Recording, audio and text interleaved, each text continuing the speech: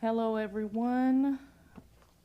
Welcome to the City of Antioch Cannabis Standing Committee meeting, Wednesday, March 18th. It is 10:01. Roll call, please. Chair Torres Walker, Present. Mayor Pro Tem Freitas. Present. We have a quorum at 10:02. Thank you. Thank you. Do we have any public comment on items not on the agenda? Not at this time. Thank you.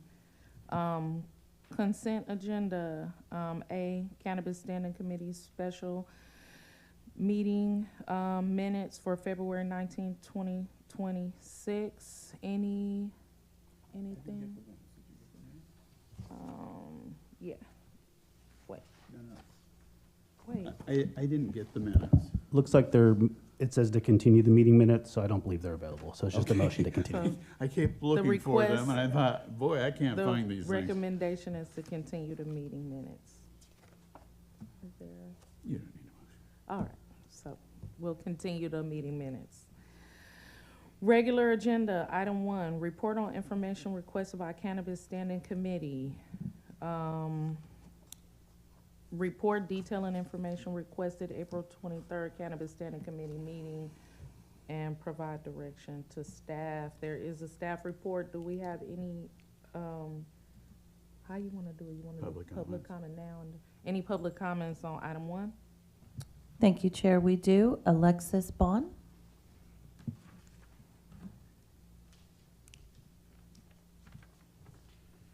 Good morning, Chair Torres Walker and Mayor Pro Tem Freitas. Thank you for having us. My name is Alexis, and I'm speaking on behalf of Opportunity Junction. We provide no-cost workforce training and job placement for low-income residents. We're proud to partner with dispensaries, including our longtime partner, Cocoa Farms, whose support since 2021 has directly funded career training for Antioch residents entering healthcare careers.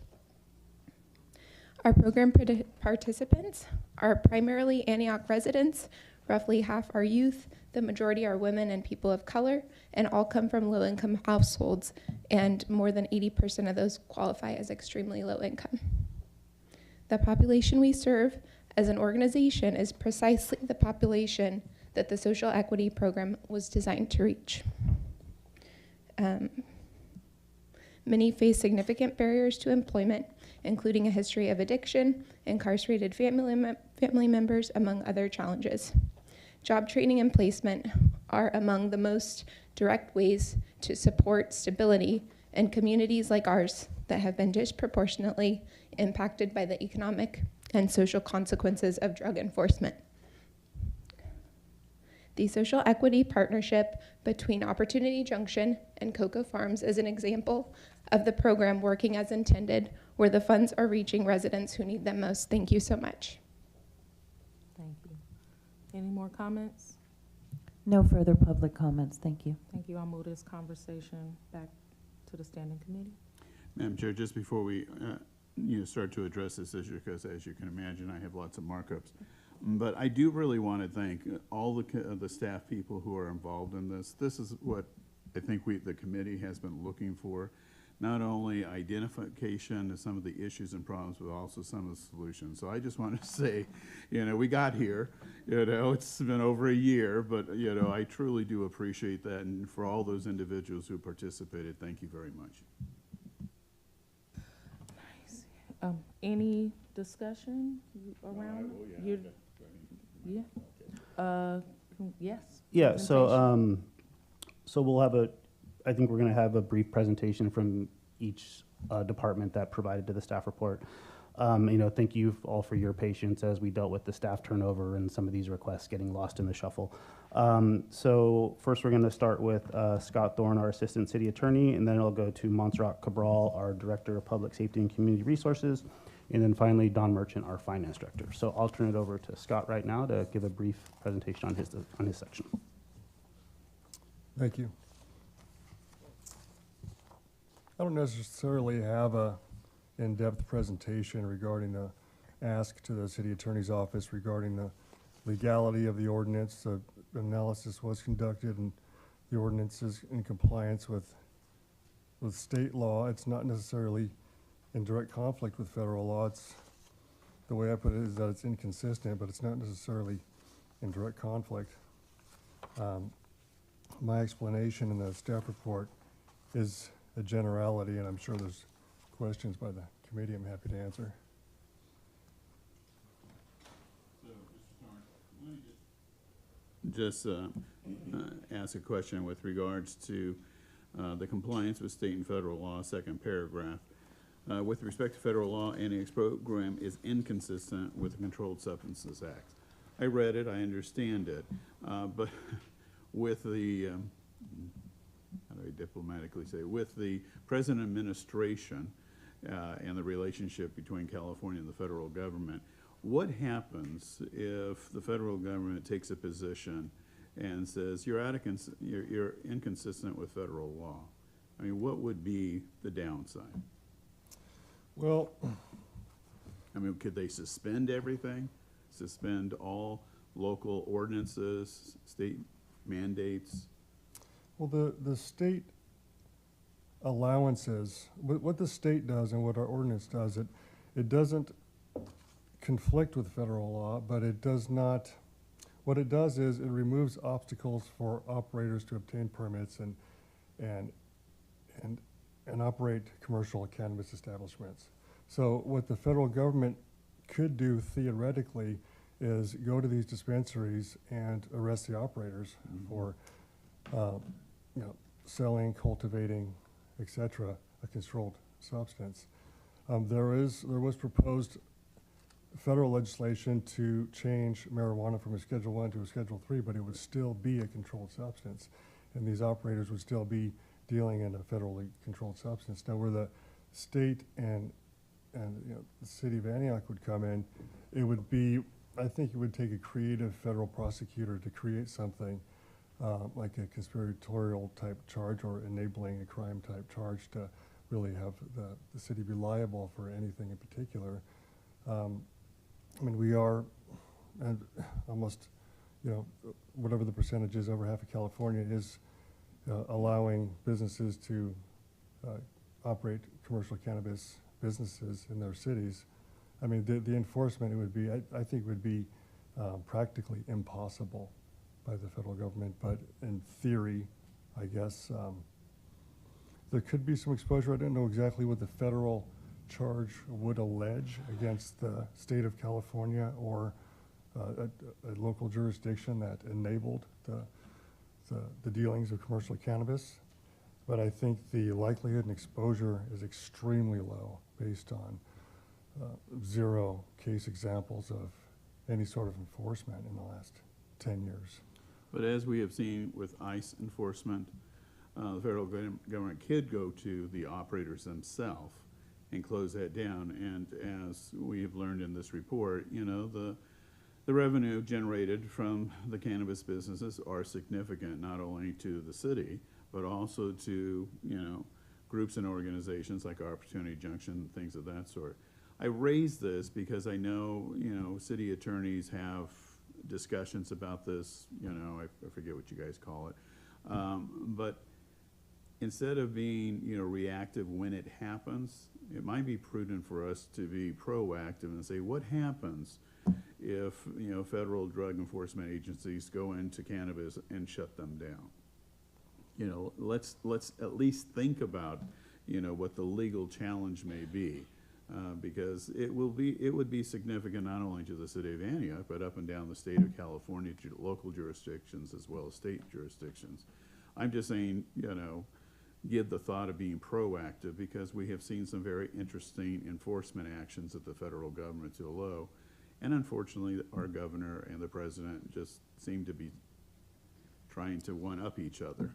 Right. And so I just bring that up as a thought. I know, your resources and time is limited, but, I know that you, city attorneys, do have, I can't think of the name, the opportunity to discuss some pending issues and what do you think and things of that sort. So I just raise that, maybe you come back and say, oh yeah, some people have been thinking about that. I mean, I have to believe Los Angeles would be, deeply impacted, by this. So So I raised the question, just, nothing significant, but I would prefer if it happens, that we have at least a game plan on how to approach the future, that's all. So most of the other comments I have actually deal with the social equity portion. So I'll wait till we get to the equity portion to ask the other questions. I don't think I had, well, yeah, they all pretty much deal with the social equity portion. So I'll just wait for that.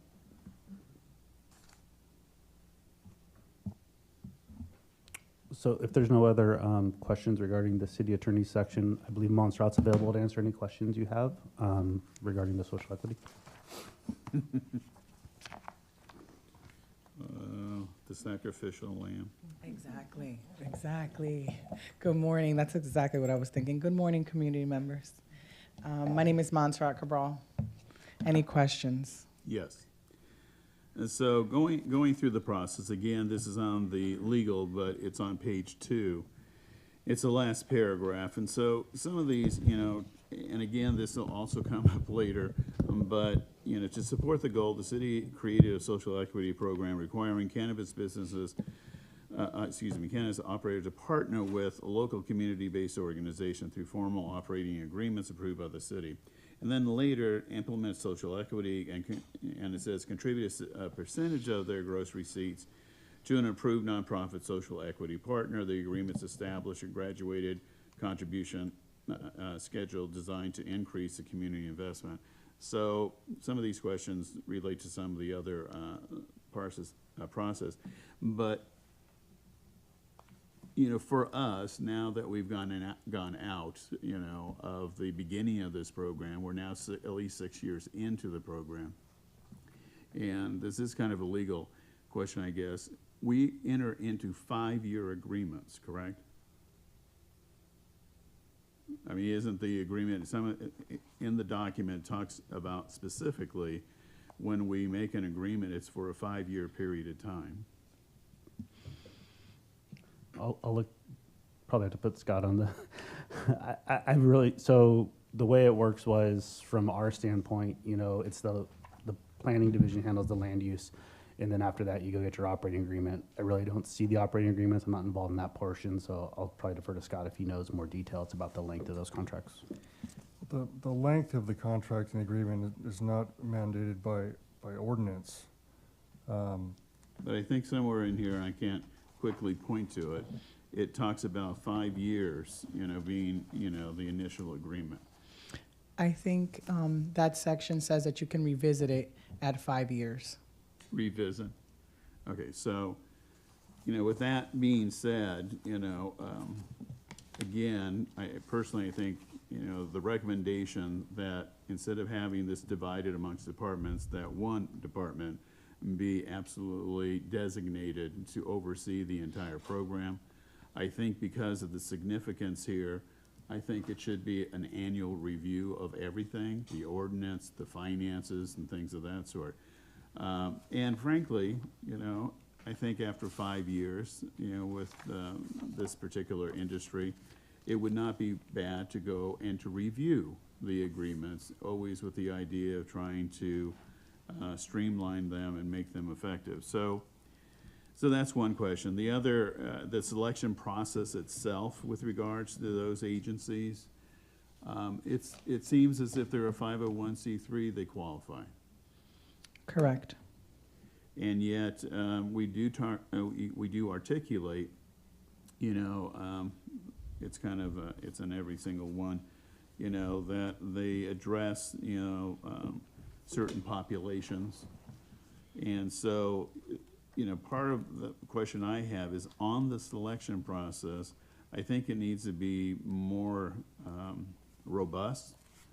It's not just that they have a 501c3, but how long have they been operating?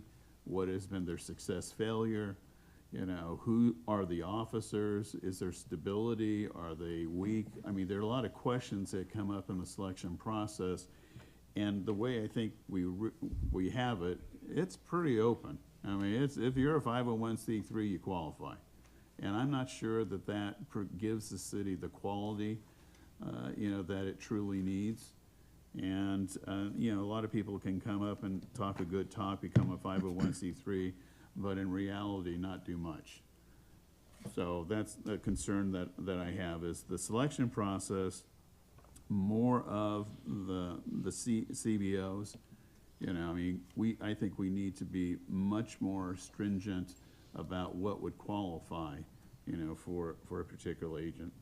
The other, and this may be a question for Ms. Merchant, we are now, when I looked at the money that's been generated over these, close to $12 million, the idea of having annual audits, I think, something we've discussed, and I'd like to go back, and maybe I'll wait for, Ms. Merchant to come forward. The other is, when I look at current cannabis operators, what is Beat the Streets?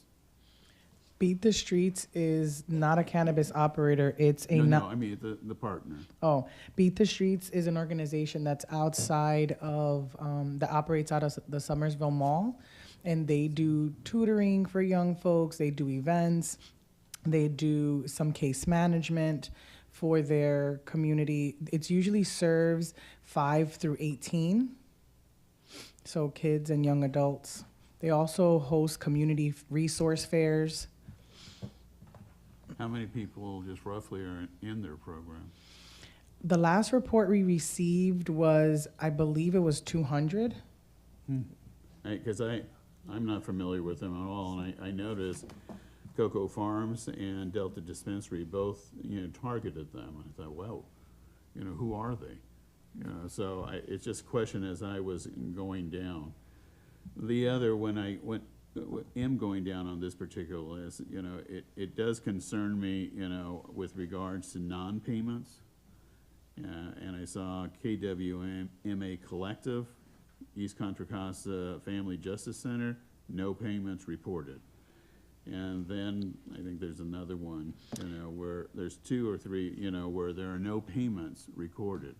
So the question is, if there has to be a system when that is triggered, that there is a follow-through. That there is, a question, we need to contact them, why haven't you,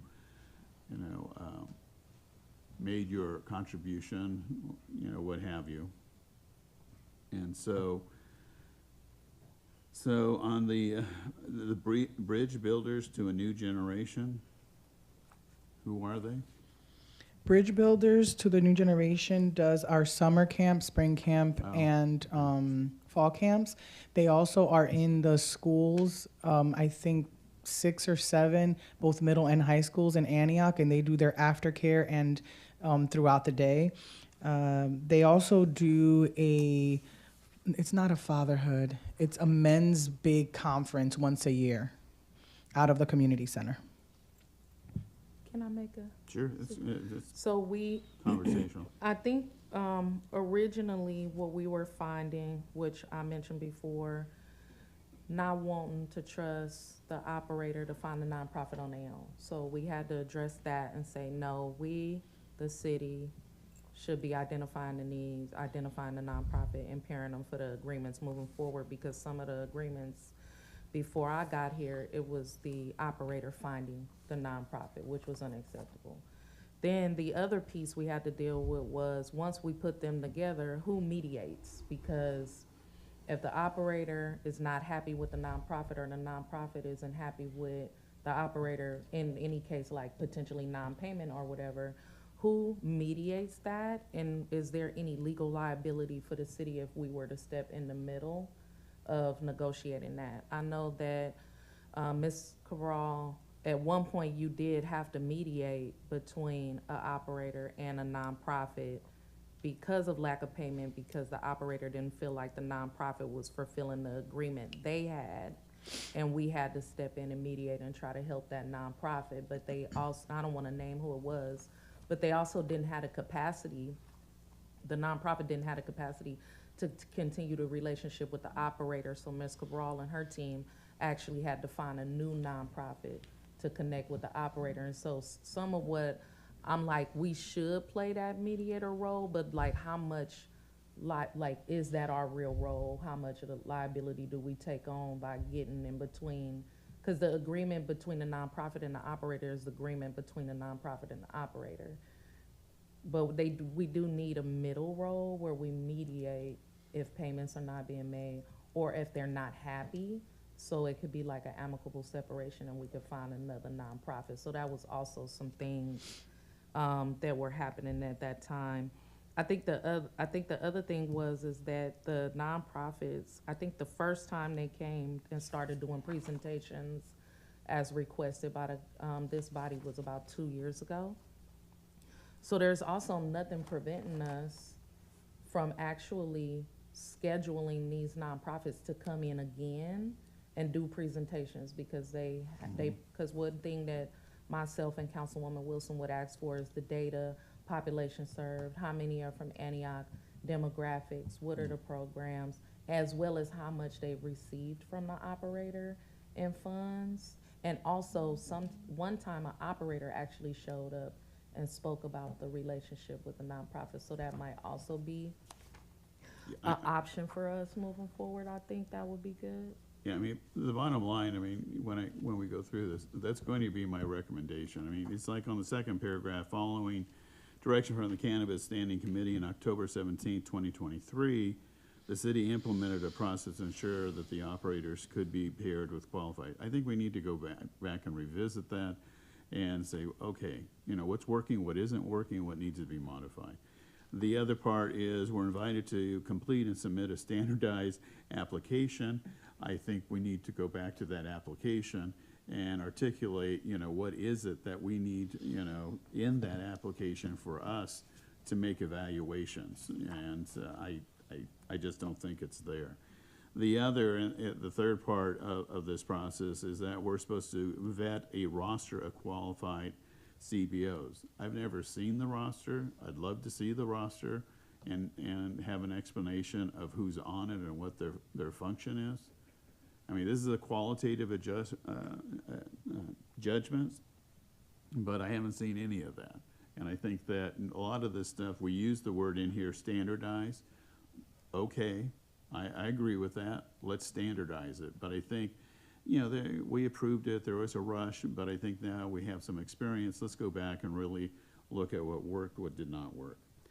And the last paragraph I mentioned earlier, where we talk about oversight and administrative responsibility for monitoring, has been distributed across several departments. That's got to end. We need to be able to point to an individual or a department who will be responsible for implementing everything, and there needs to be a succession plan. If the person leaves, doesn't mean everything stops.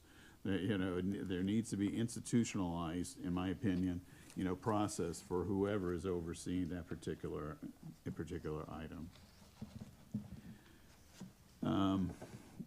And I think, you know, Madam Chair, you're right. You know, there should be on conflict resolution, and I'm not sure I've seen anything really on conflict resolution between the city and the operator and the 501c3, and I think that's critical and should be articulated. I think it's being done, but it's not like, But it's like not you formal. were saying, like, how do we rather than have it be a practice, have it be a policy, and how do we make it more formalized and visible to the public that happens? That makes sense. I mean, one of the disturbing questions for me was on page 4, first paragraph. As a result, some nonprofit organizations have reported contributions not being received, even when operating agreements are in place. That's not acceptable. I mean, it's just absolutely is not acceptable. I think for the nonprofit particularly, if they've entered into agreement, there is an expectation of revenue being generated, and that nonprofit is making decisions on that revenue stream. And you know, if there's a failure, that's not, number one, it's not appropriate for us. The question is, should we let them continue having agreement in the city of Antioch, but particularly for the nonprofit? I mean, let's face it. Financially, it's a very difficult thing, and so I looked at this more from the nonprofit perspective. If I've entered into an agreement, there is an expectation. If it isn't there, it dramatically impacts the operations of the nonprofit. So As a nonprofit leader myself, the executive director of a small nonprofit, it is important not to miss any payments. Right, exactly.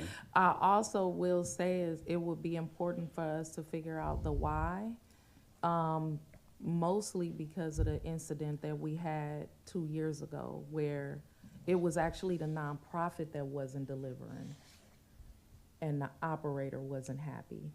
And so and the agreement is between the operator and the nonprofit. Once the city makes the connection, we missing that middle piece around mediation. you. So I think we should actually find out why aren't people being paid, and sometimes it's on the operator and sometimes it's on the nonprofit not reaching the ability to reach the outcomes that they promised, and the operator not being happy. And then in any case, we should try to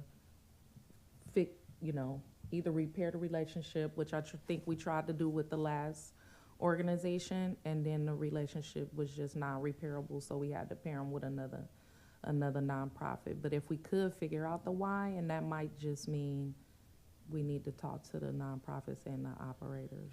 The only thing I would add to that is that there needs to be triggers. You can't just have these problems go on for 6 months, 9 months, a year. There has to be compliance schedule, and if something falls apart, it needs to be handled immediately, not everybody getting upset, phone calls, text messages, going back and forth, schedules. There needs to be an immediate response. Maybe there can be I don't want to say informal, but maybe there could be a complaint form that the CBO, if they haven't received payment, that they could submit to some department in the city requesting an intervention. Okay? The same thing could But exist then for that department needs to Yeah. respond and immediately. the same thing for the operator. If the relationship with the CBO isn't going well based on outputs, then they could also submit some type of form to request a potential of a mediation initially.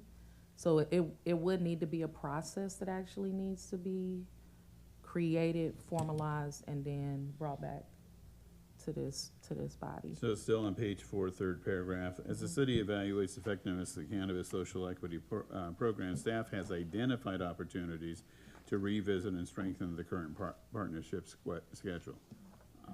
I'm waiting to hear the recommendations. Then lower down, and Mr. Thorne, this is where I got the idea.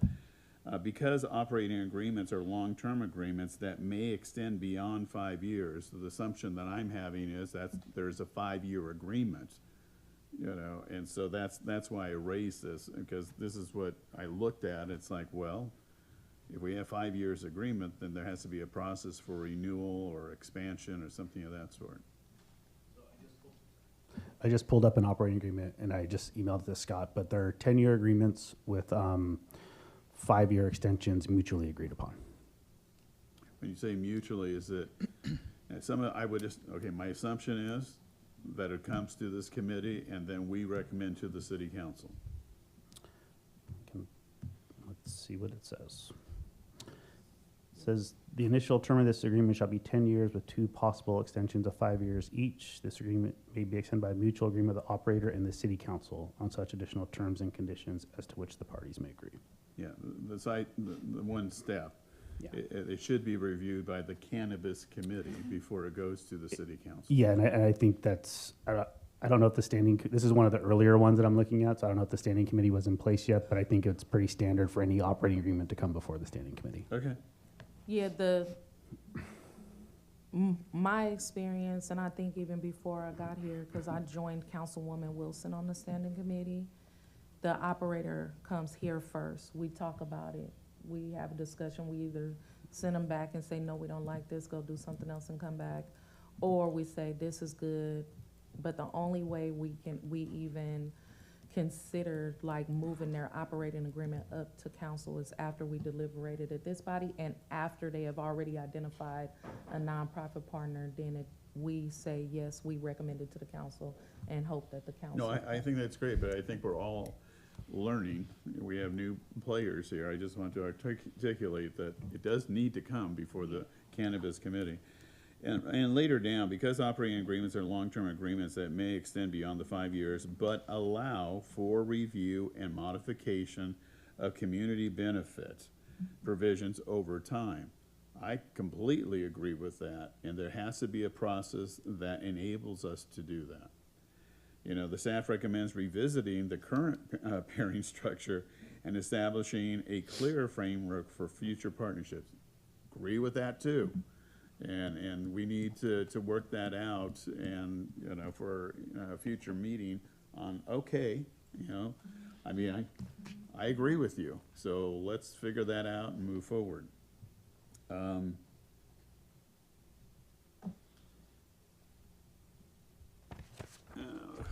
Let's see. So generally, yes, on centralizing oversight, I think that's important.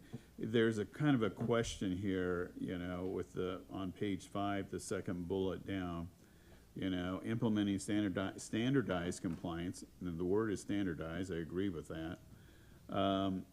Quarterly or annual. Frankly, quarterly may be a little too much, but I would suggest semi-annual. You know, some of these things need to be handled more expeditiously, and I think a year is a little too long. So just, you know, do it semi-annually would be my recommendation.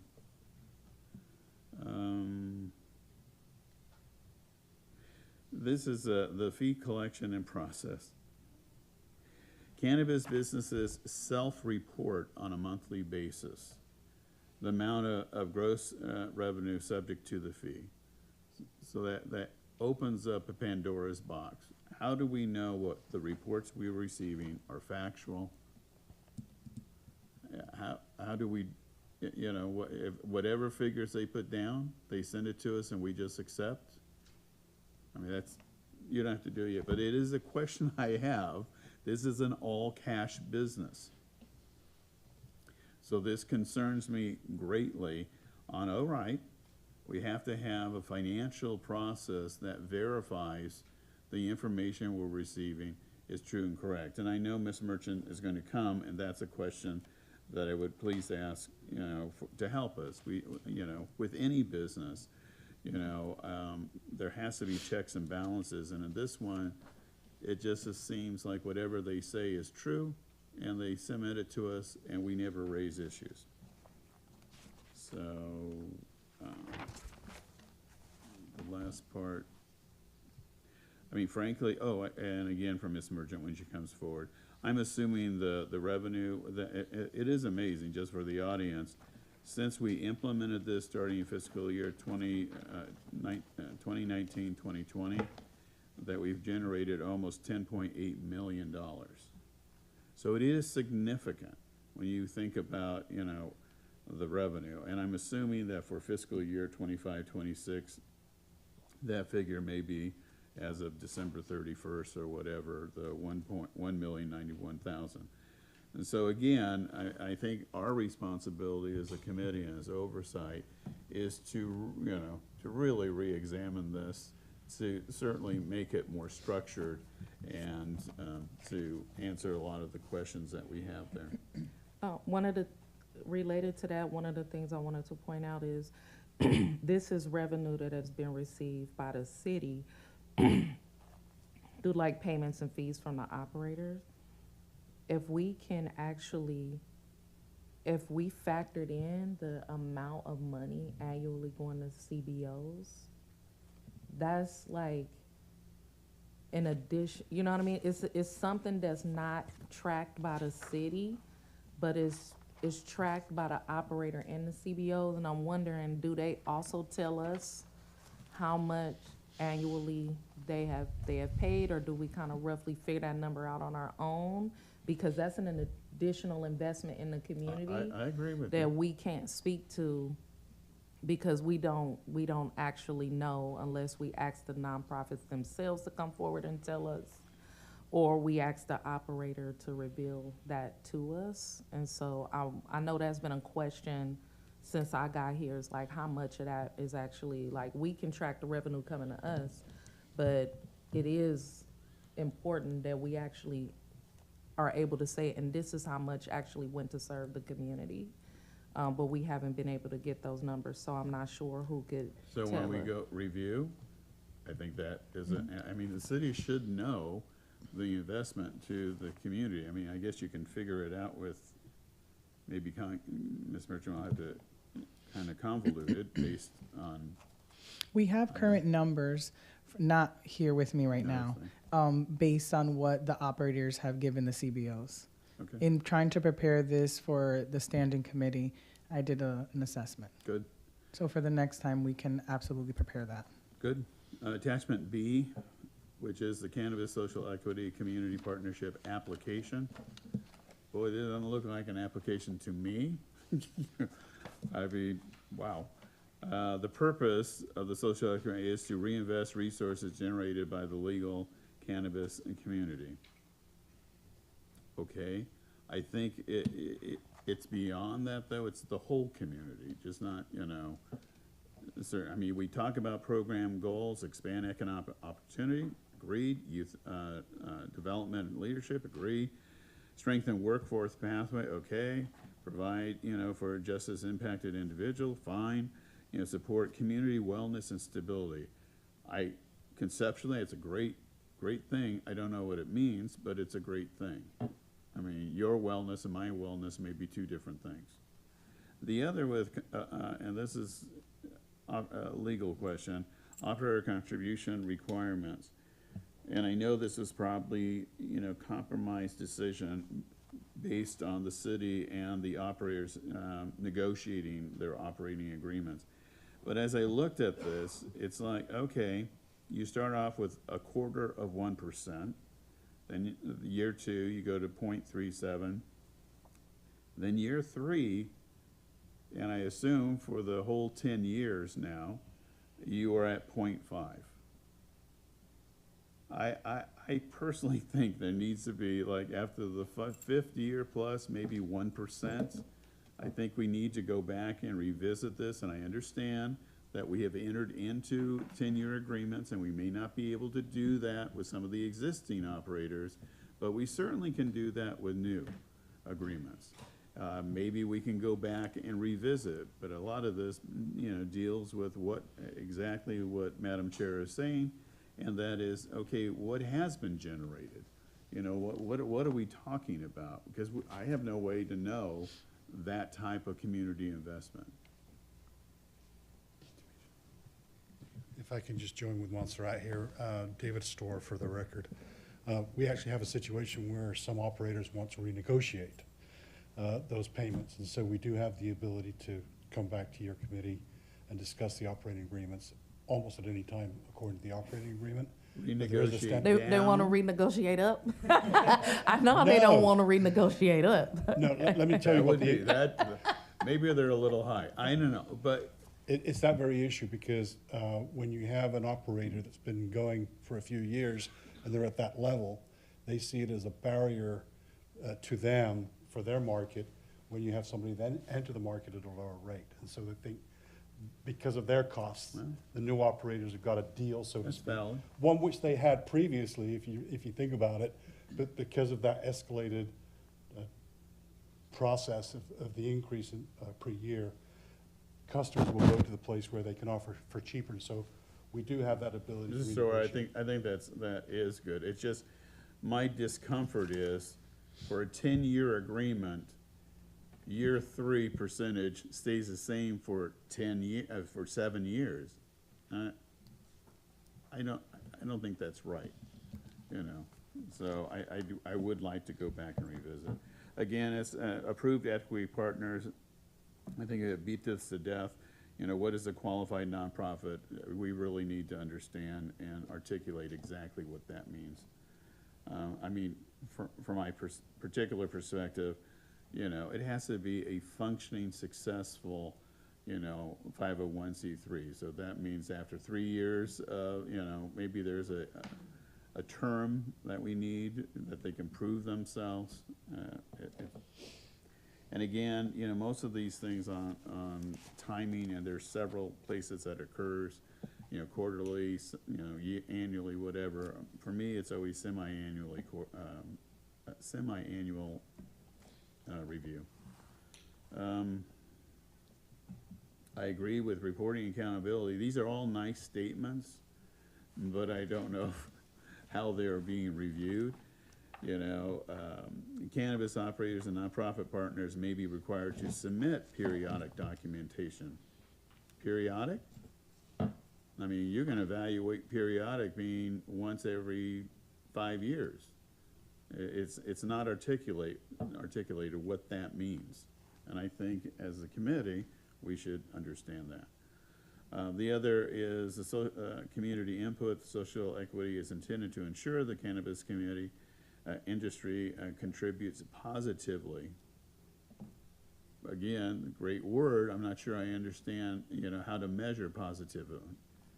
My wife in the morning is not positive. I have to wait for a couple hours. But I mean, it's a word that feels good, but I have no way of understanding what that means.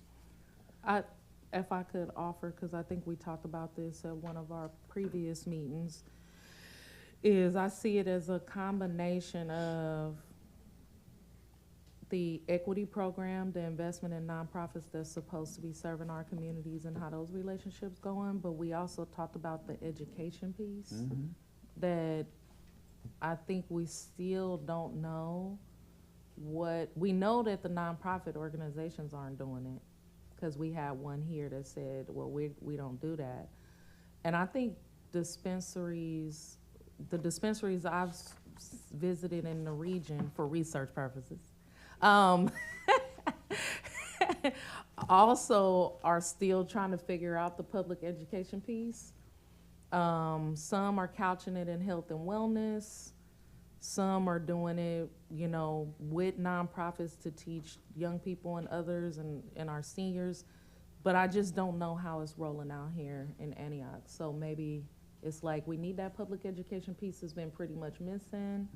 I know there are a lot of seniors in the dispensaries. I'm not gonna name no names, but like you know what I mean? How do we do the public education, and then how do we also make it very clear of like the impact of the nonprofits would be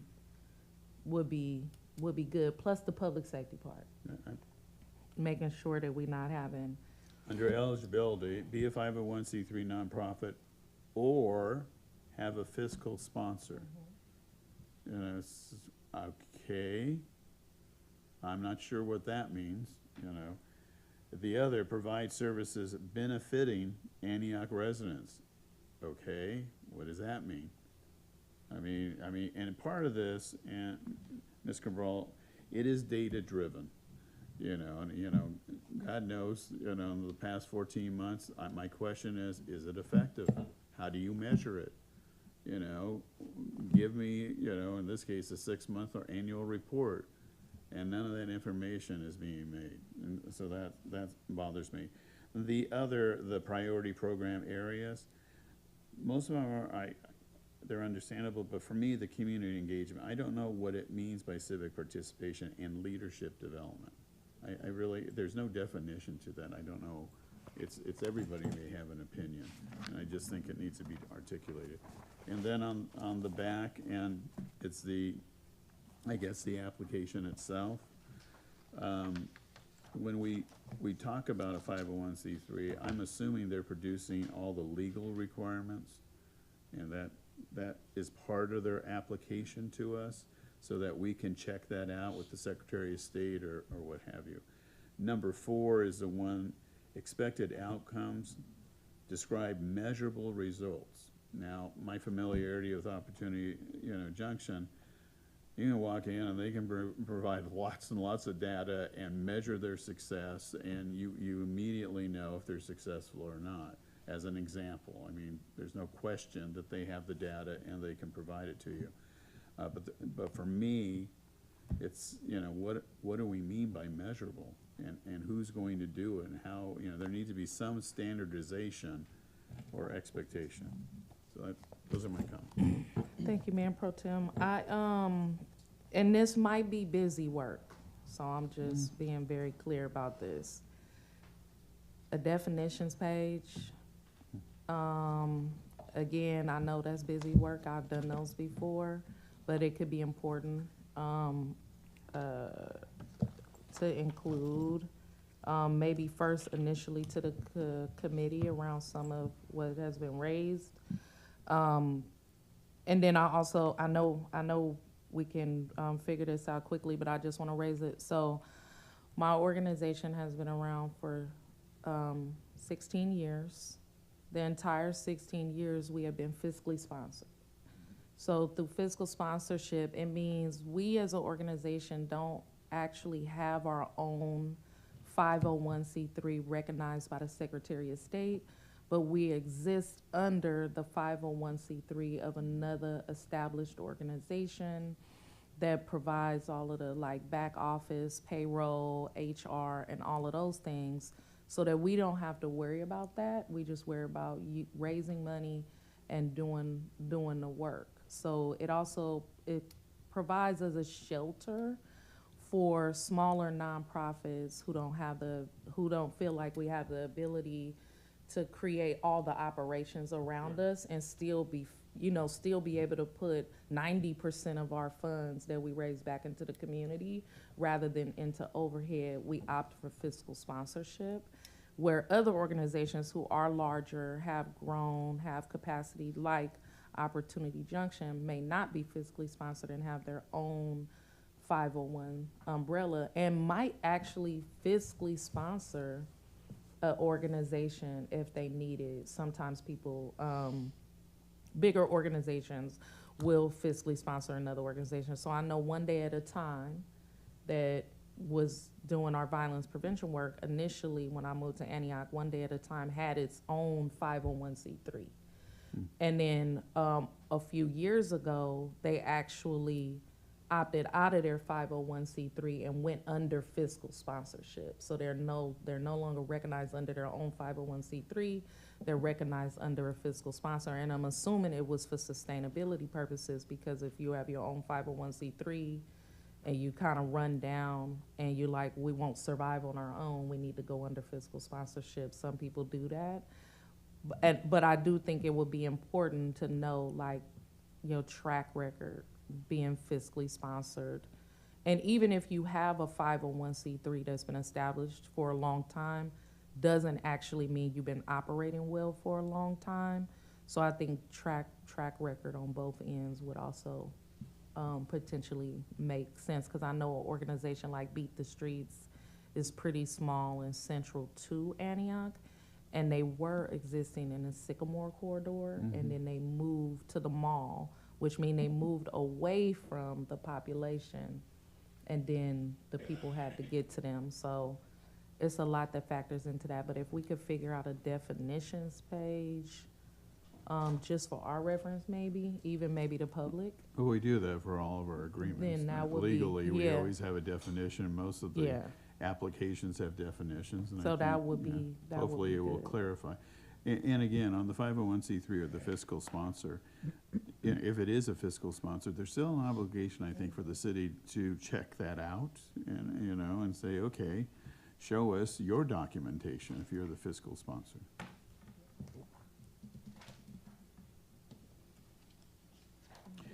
Ms. Cabral, do you have any questions of us? No. Are you Thank you. sure? I think I have my marching orders. Good luck. Thank you. Thank you. We're just trying to make the whole system work better. Moving on to item 2, discussion regarding cannabis business and land use operational guidelines, modifications. Is there any public comments on this, item 2? No public comments, thank All you. right, we'll move on to staff presentation and committee discussion. Yeah, so this is a continued item from the last meeting. It's basically the same report where staff provided the cleanup to remove the inconsistencies, as we had stated. Over the years, the ordinance had been updated, but the guidelines hadn't. So basically, we removed a lot of the ordinance language, so it lives in the ordinance, and basically clarified that these were the guidelines with the ordinance attached. So that's That's the document that we hand to any prospective operator that would approach the city about opening a cannabis business. Just minor ones. Let's see, I had to go through the recommendations, and then, and I appreciate how you took all those deletions and put it in a clean document. It's a procedural question, Mr. Scudero. Under fees, I mean, I agree with you that they're established by the master fee schedule. So procedurally, so let's just say it's, I don't know, April, and somebody comes into your office and they want to open up a business, they're going to ask, you know, how does it work? I mean, you just simply look at the master fee schedule that's current at that moment and say, this is your fee?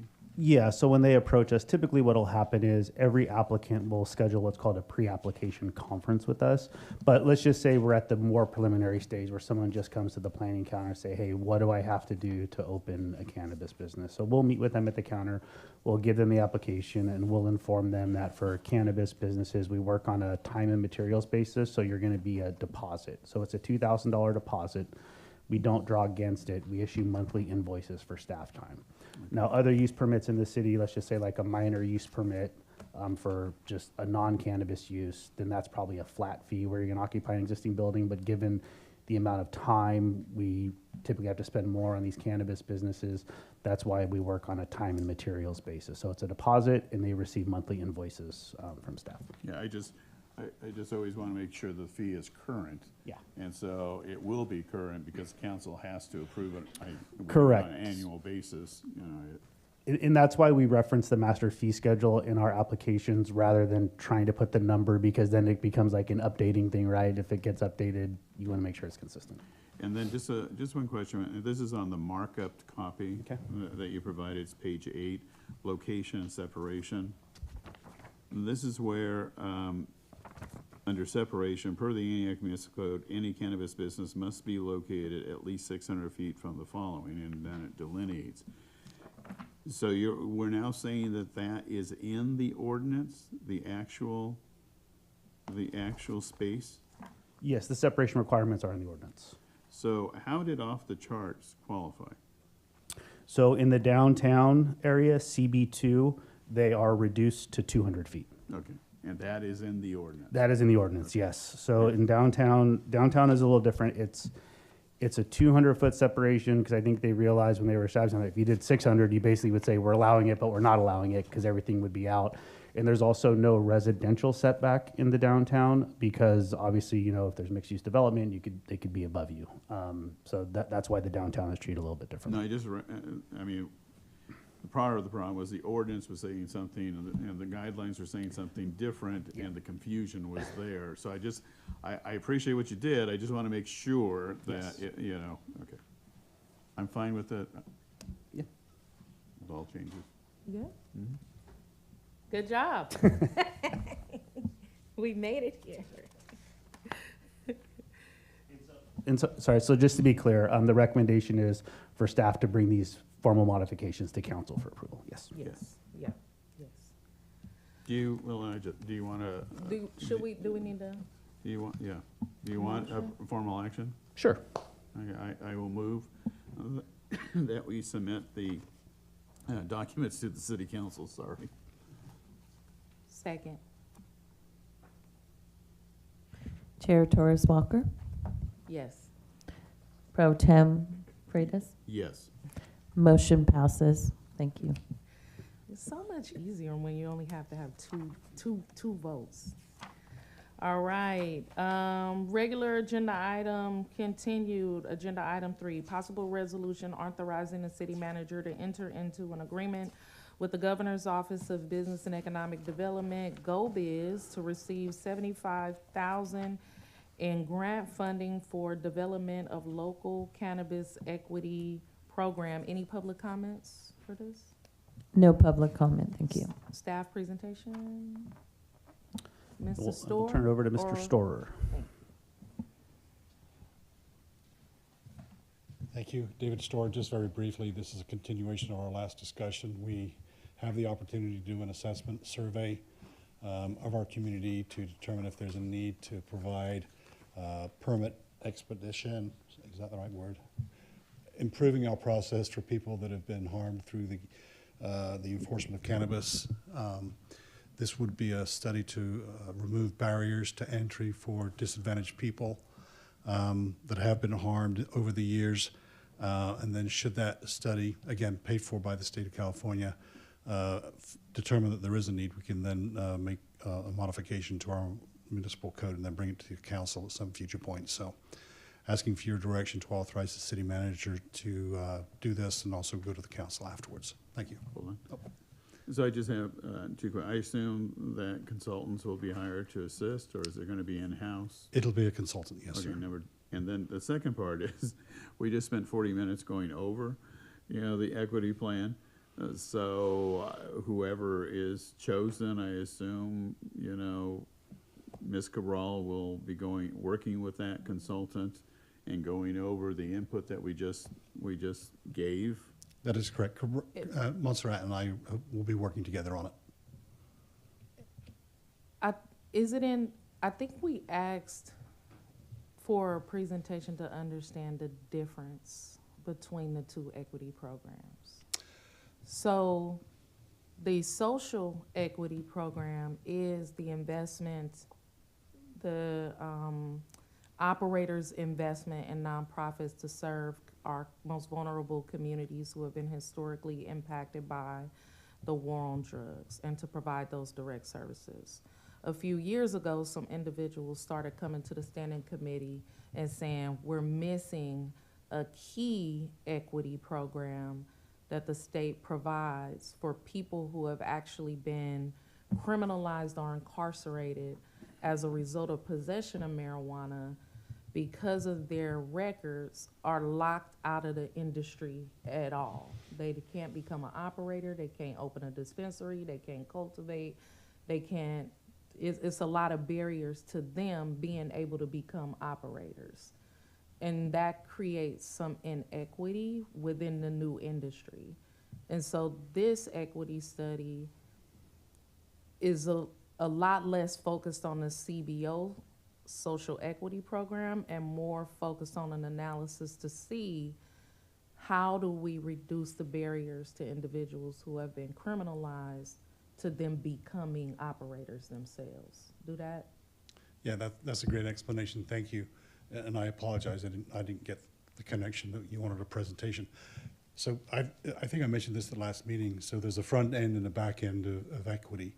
And you've just expressed the purpose of the grant is to explore that opportunity if there's a need within our community to help facilitate that process for people should they want to enter into the market. The back end piece is the one that Montserrat and I are working on, but I think there's a connection between the two, and I think that's what you asked about. It is. The problem is we use the same word, equity, okay? Yeah. I might suggest to the brilliance of staff to try to distinguish the two between the CBO and between operators. Because when you say equity to me, I immediately go to social equity. So the back end is called social equity partnership or partnering, as opposed to the state's cannabis grant is really called equity. So I don't want to take the word out of the equity there. It would be on the back end. I'm just suggesting, for discussion purposes. All right, we'll ask the attorneys for a better word than equity. How's that? Sure. Thank you.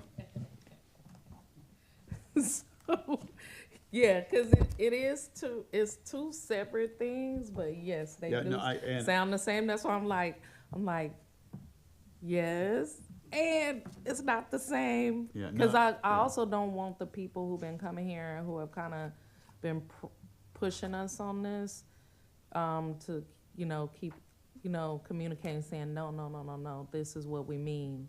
And so I think it would be important for us to have some definitions up here. Again, I know that's busy work, but I think it makes sense for us up here to clearly have a delineation between both, but also an understanding of how they both connected. Because I'm going to tell you, if it goes to council, there will be confusion. Yeah. And listed on And then our we'll public have to- documents, there will be confusion. So if we can please articulate the difference. Because then our mayor pro tem is going to have to be the one to articulate the difference. I'll let him take the lead on that with the council. So the direction is to. So move approval to have the city manager sign and apply for the grant. Second, Chair Torres Walker, yes. Mayor Pro Tem Freitas. Yes, The motion passes. Thank you. All right. Ms. Merchant, Oh, Don, or Miss not? Merchant. We don't even have, we went on without you, didn't we? Would it be Sure. possible to give us direction on what you would like to see for the next meeting? Because we want to make sure that we lock into some of the discussion today and follow up, and then we'll schedule at some point. I know there's been no frequency over the last 3 or 4 years. If it's a once a quarter report you'd like in, to kind of synchronize with some of the operating agreements, we could do that. If you give us some feedback, we want to make sure we're constructive. Well, Mr. Storer, I think at this point, probably every other month would be my suggestion. I mean, we're trying to clean up the process, but give staff enough time, you know, to actually address this and come back. So it's like for next meeting, you know, financially, I always like to know financially where we are at, what is happening. You know, I think the question earlier, is the social equity program working? You know, how much has been going, you know, to CBOs? I think that's a very important question for us. We actually have that information. I think Donna is ready to give you some numbers So I today. mean, I just think that's a standard item Okay. on the agenda, Yeah. the financial. That's fair enough. It felt, I guess to me, I was in the agenda and I didn't know where or when to call up Ms. Merchant, so that was also confusing because we don't have a finance report on the agenda. It Right. wasn't clear. But I heard Mr. Scudero say that she's. So the last part of item one had, sorry. The last part of item one had a description on the revenue generated throughout the entirety of the program, as well as the collections process. So Dawn was here. Were there any questions regarding revenue generation and the collections process? I'm sure she's still available to answer some Well, I questions. mean, we if you have asked some questions. questions, Yeah. deferred, you know, to her. But your But I question think is. the point of having a recurring, we'll take and we'll do it every other month. Can I suggest also that at our next meeting, we have a discussion about the operating agreements? Let's open those up to see the benchmarks that are in there, because I'd also like to have Mr. Bittner talk a little bit about one of those components, and that would be the security review as well. So we can bring that at the next meeting. I'm guessing that if we're in March now, it would be probably sometime in May, towards the end of May. Would that be okay? Sure, we can, I think that we should schedule if that's possible. I think towards the end of May, but also, if we can get, I think I had counted, I don't know, maybe it was some duplicative numbers, 11 nonprofits, or maybe it was that these, or maybe it's 11, I don't think it's 11 separate. I believe we've got about 9 operating So- agreements. Kevin, is that about right? See, this is the problem. No, We believe. no, I'm just doing, talking no, I'm about- just doing, well, I'm I did the talking analysis about- about 3 months ago. I'm talking about the social equity, Oh, part the of agreements, it, okay. is that there are a couple things happening, so, like, the finance report, understanding, like, fully the CBO piece of it, the operating agreements, so what's in those, and then, like, maybe we could also start scheduling some presentations from the nonprofits, having maybe a first round of maybe 3 come to the next, next meeting. Great idea. I believe there's also some duplicity as well. I believe there are some operators who are actually connected to the same. There are nonprofits connected to more than one operator, I believe. And just as a point of reference too, when the city began its operating agreements, it was left, as you said, for them to pick and to come. And then it got tightened up where the pairing occurred. And like operating agreements number 5 through 10 or whatever, Well, it because got then focused they in. don't have to do the heavy lift of finding individual nonprofits. They could all Right. just fund the same one and Yeah. say they doing social equity. And the good news is they come to you before they then go to the council for actually adoption. So you get that vetting process to go through the analysis of a 501, not only here, but then at the council as well. So we can set that up for your calendar in May. And then if you have questions of Dawn, she's available.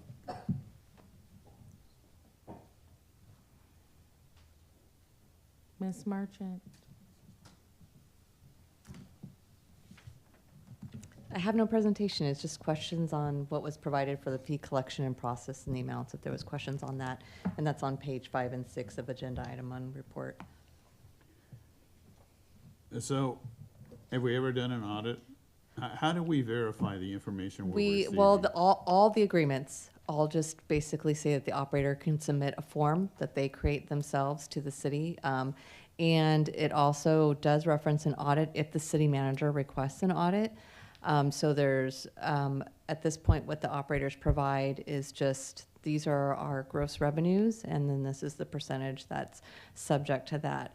If we did want to verify that, of course, we could, on some sort of basis, request them to provide us the details they provide to the cannabis, the state cannabis authority that they report to make sure that those numbers jive. But just for example, for our transient occupancy tax, those businesses self-report also. We don't ask them to submit actual reports or anything like that, and we have the authority to do an audit. But that is some. But you do get state information, No, right? I do not. Really? No. So they provide the amount monthly that they've collected in revenues, and then, they start at 2% for the first year of operation. It goes to 3 to 4, and then they're capped out at 5%. So they'll report the percentage of their gross revenues collected, or for the cultivation, which is on the newer end for the city, the square foot of canopy that they're actually cultivating, because that's a $2 per square foot charge, and I believe it goes up to like $3, and then $4 per square foot that caps out at. So when they report, I make sure that their calculation is correct based on the gross revenue that they've reported, that they've submitted it by the due date. And then in addition, on the annual anniversary, when the amount's going to increase, I'll notify, hey, you're up, your percentage is increasing to 5%. So please be sure that you're calculating based on that, for example. So are you satisfied with that? I mean, at this point, I've had no reason not to be. But it is a point of, like I said, that's how the agreements are written, and it does allow us the ability to audit it. I think if we were having significant problems with a business, or if suddenly, they're reporting some amount of revenues and that drops in half or something, I think that would require definitely more investigative process on that end. So when you say investigator, what does that mean? A follow-up of why did your sales drop 50%? Can we get back up on that type of number? I haven't seen that with any of the businesses. It's been, pretty flat, generally the same amount every month, not varying much. So, Which concerns me. well, I know, some of the businesses have voiced concern over the last year about saturation in the market, and have raised, to David's point, asking if they can open up the agreements that they feel between the state taxes they pay, because what they pay us is not a tax, it's a fee. Let's be clear. If it was a tax, it would have had to go to the voters. That between the state taxes and the fees, and all the other proprietors that we have in the city, that they're overpaying and want to, look at paying less to the city, for example. So instead of trying to figure out how to reduce the state tax, they want to give us less. I don't know if they're doing any lobbying on their end for the state side of the part either. I believe, I could be wrong, but I thought there was some legislation within the last couple of years where some, have looked at lowering temporarily the tax charged on cannabis businesses. I believe there's been something floating around or trying to do to kind of cap that. I don't know the status of that. Do you know if like, as a general law city, what do we receive as a result of the state tax? We do get sales tax from that. From the state? Yes, Is that because they do included- pay. Is that included in the numbers provided here? No, because this is just the fees collected, and we get a detail. I would have to work with our sales tax consultants to say how much tax per business, which again, I wouldn't be able to disclose. I could only give you a grand total because that's confidential information. But we do receive, when we meet with our sales tax consultant quarterly, we'll receive like the top 25 or whatever businesses. And I can tell you all of our proprietors do pay sales tax. And then that, a portion of that comes to the city of Antioch. Would it be, I mean, I would like to know I mean, because if there's a state, like, we have fees, they want us to lower our fees, but they also paying state taxes. And if we're receiving any amount of state taxes that's coming to the city, I would be interested in knowing what that amount. But You can't legally, they you can't cannot tell us the disclose. overall amount. I would have to follow up with our sales tax consultant if we could tell you, because then you would know that it's these 9 businesses are paying this total of sales tax. You know what I'm saying? I don't mean the 9 businesses. I just mean the overall sales tax number, like what is coming. Right, that's what I'm saying. I would have to It could follow be up. a category. Yes, but that category, we don't have, it goes into, I think the category is like health. So it would be in total for everything. And if I pulled out, just for example, if I asked them just to provide it for the cannabis businesses, I don't know if that would provide too much of a kind of a confidentiality leak, because you would know that sales tax is only, I'm just saying, I'm not sure if I can provide that detail to at least be by So the let's category. check it out. Let's But, see yeah. if it's legal, and the information would be important. So, Ms. Merchant, on attachment A, there are, I think, listed nine businesses, cannabis businesses. Is the committee to assume that they are all generating revenue? Yes. Because the first meeting that we had, that I attended, excuse me, was that there were 9 listed, but only 5 businesses were actually contributing. Yes, part of it is that some of the businesses, for example, the agreement was issued in 2022, and it didn't start operating until like 2 years prior. Over the last year, the city staff has really worked together for all the people that have different pieces, as you were saying, how everybody kind of handles different pieces, to make sure that we all know the businesses that are operating and when they started operating.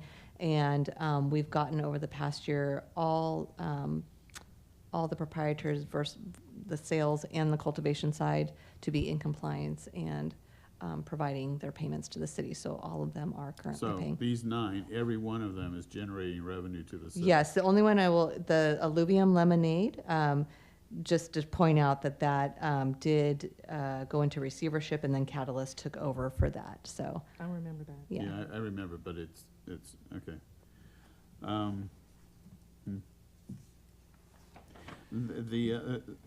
In being in compliance, looking at, the first year, second, third year with regards to social equity, we also track all that information. Finance does not track that. That has historically, from my understanding, kind of initially was under the city attorney's office a bit, and then shifted over to the Public Safety and Community Resources Department. I know that definitely is an area that needs to be tightened up, but because we're not making the payments, that's not something that flows through finance.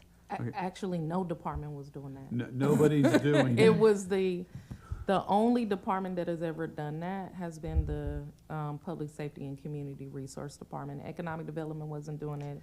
The city attorney's office wasn't doing it either. It has been the Department of Public Safety and Community Resources, and that's only been the past 3 years. Well, the point I'm making with regards to next meeting's agenda is, depending on, how long these businesses are they in compliance with the 0.25%, the 0.37, and the 0.5? I mean, if it's not finance's responsibilities, somebody needs to check that and make sure that the payment schedule has been complied with. I assume that everybody is at 0.5, but that's an assumption. We need to have that verified. Somebody on staff has got to be responsible for seeing if compliance has been realized. And I believe Ms. Cabral did mention that she has information on the CBOs and payments, but she didn't have it prepared for this meeting, and that she would bring it back. Yeah, I just, we just need to have the information, that's all. So is it that, just for clarification purposes, so the next meeting will be a review of operating agreements? Yeah, I've never seen an operating agreement. And then there is an auditing process. Yeah, the financial, clearly something has fallen through the cracks, and so we need to Know find what out. that is. We need to know what that is. So the and operating get it. agreements, the auditing process, the CBO amount, so how much has already been given to, the CBOs who are, tied to the operator, as well as making sure they're in compliance with the percentages. And if we can get at least 3 of the currently funded CBOs to come do presentations. And The other part, not necessarily for the meeting, since I first got on this committee, we were going to do a tour. yes, Right? We still need to do a tour. You know, somehow, you know, we need to work with staff on how to do that. The other, and I see, you know, Captain Bittner here, you know, if there are any public safety issues that may exist, we need to understand that. And if there's any need for policy or guidance or anything of that sort. Because, I mean, that is always, you know, it's like, well, I guess everything's fine, you know, from law enforcement's perspective, but we never really ask, and we should ask. so should we looking right now, May 28th? Can I suggest May 20th, because you have Memorial Day weekend? Can I suggest something else too? I'm out of town May the 11th. I won't be back until the 25th. No? Yeah, I'll personally be out of the country, and I'd really like the opportunity to work with Montserrat and others in preparing for the agenda. It's not dependent upon David being back in the country, but if we then kind of shift maybe into June, the only problem with that is I know that you'll be in the midst of budgets and things of that nature with extra meetings. So again, I'd love to have I mean, it if we every, did the first week, How about May 13th? I'll be out of the country. yeah, Good. I'll be out too, but not with her. I'm out of the country the 11th through the Okay. 25th. Oh. How about June 3rd? I can do June 3rd. Let's do June 3rd, that'd be great. We'll work towards that. What time? Not 9 in the morning. 10 work? I think 10 o'clock works. 10 work? 10? 10 it could work again. I'll do it for you. For you, 10. Is that a Wednesday? Can I just ask? Yes, it is Yeah, a it Wednesday. is. Thank you. And the nice thing, it's not right after city council meeting. Right. June 3rd. June 3rd today, you. All right. Nice. So, Mr. Scudero, any questions?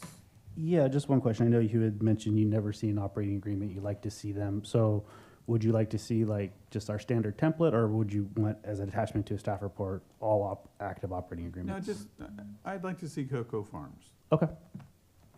By the way, what is the status? Cocoa Farms came to us, what, I mean. Oh, about for the 2 months- recent use permit? Yeah. Yeah, so I'll check in with the planner on it. I don't know if they've submitted for building permits or not. But that was to, I believe, to add a license type they weren't currently approved for. Yeah. And it may have required an amendment to their operating agreement. I'm not certain on that or not. I have to go back and look. Okay, is it safe to assume, since nothing's on the agenda, that you don't hear from all the operators? I mean, there's no issues? From a land use standpoint, no. The last dispensary we've approved was 4 years ago. So from a land use standpoint, we've received very little activity from cannabis. You know, I think Ms. Cabral used the term saturation. That is an issue. Yeah. And I think it's an issue that we should take a look at. Well, and I think given the lack of activity from a land use standpoint, as far as people trying to open cannabis business in Antioch, I think the market is speaking to that as well. You know, it's evident that it has met saturation given the lack of applications. we No, get I to agree open. with you, Yeah. but that it could change. Sure. You know, but I think the question is, you know, I mean, it used to be, you know, what do you call those? The gambling, you know, locations, what do they call, club rooms? I don't know. You know, it's like 19th hole. Mhm. You know, they have gambling, and Pacheco has, you know, and there are now restrictions on how many you can have in a city, correct, from a land use perspective? Correct, yes. Right. So I think it's a legitimate issue for the committee to take a look at. I mean, I think 9 dispensaries in cultivation seems like an awful big number to me. Yeah, so then you would be looking at a moratorium or just kind of capping it at what it's at, something like that. Yeah. Mhm. I mean, part of the question, Mr. Scudero, is do other municipalities do that? So other municipalities, everyone's a little bit different. So what some municipalities will do is they will have a process where you have to go get your license from, basically it's more of a subjective process where you would go get, say, approval to operate in the city from a city council, and then you would go find your location. The way we approached it here was from a strictly a land use standpoint. So it's really an objective process from a land use standpoint. We're not evaluating operators. We're not doing it from that standpoint. It's an evaluation of, do you meet our code requirements? But then with the operating agreement, that's where council gets broader discretion as the second step, where you can actually review the operator and have more subjectivity at that point. So other jurisdictions, because we would get a lot of inquiries at the beginning, like, hey, how do I get my license? And we would say, well, you need a location. And so that was kind of backwards as to how some other jurisdictions do it. Yeah. As long as we clear that there will be no more dispensaries in District 1, I'll be happy with that. Well, and that is the other thing, you know. Because when you talk about Yeah. oversaturation in the city Yeah. of Antioch, it is clear that we are oversaturated Yeah. in District 1. Like, hands down, we shouldn't be opening any more And it- dispensaries in District 1 at all. And that's definitely a worthy discussion, whether it's a moratorium or I don't know what, we would work with the attorney's office on what the legal thing we would do to kind of limit that. And then I would also add, you know, if someone does come in with an application in District 1 and they do meet all of our objective requirements from separation and things like that, council still holds discretion, right? It's still a use permit that you hold discretion over. It doesn't mean they automatically get approved. Nice. It's a legitimate Yep. question. So we'll see each other in 10 months. Yes, all right. Meeting adjourned at 11:23 a.m. Thank you.